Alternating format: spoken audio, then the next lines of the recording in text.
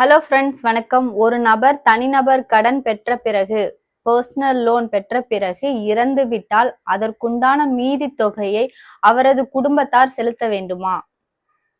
கண்டிப்பா செலுத்த வேண்டிய அவசியம் இல்லை.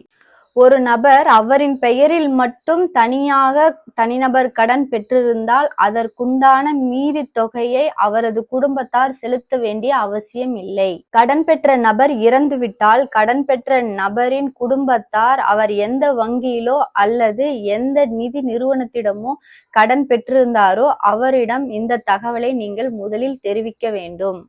இறந்த நபர் எந்த வங்கியில் சேமிப்பு கணக்கோ அல்லது நடப்பு கணக்கோ வைத்துள்ளாரோ அந்த வங்கியில் நீங்கள் அவர் இறந்த விஷயத்தை நீங்கள் தெரிவிக்க வேண்டும்.